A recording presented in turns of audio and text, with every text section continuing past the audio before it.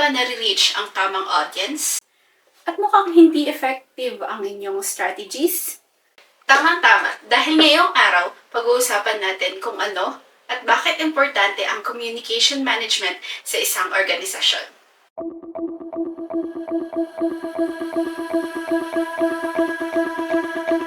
Isa sa sekreto ng isang matagumpay na organisasyon ay ang epektibong komunikasyon. Mula sa salita, ang layunin ng co-management ay i-monitor at i-manage ang mga communication process at aktibidad sa isang organisasyon upang magarantisado na ang komunikasyon ay mabisa, epektibo, at in-line sa goals and values ng organisasyon.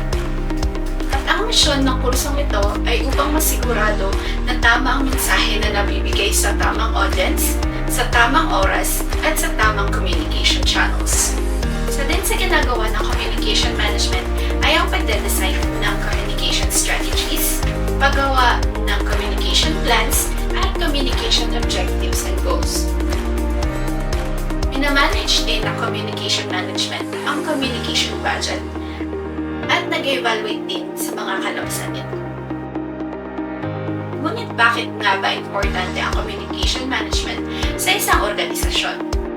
Isa sa maraming importansya ng communication management ay tuwing nakakaranas ang organisasyon ng krisis.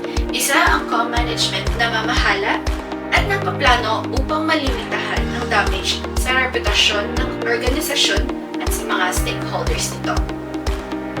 Kaya naman, kung gusto mong lutasin ang iyong problema sa pag-reach ng iyong audience, pag-strategize, o kaya naman pag-manage ng iyong organisasyon, i-like, share, and subscribe na ang aming video para updated ka sa communication management.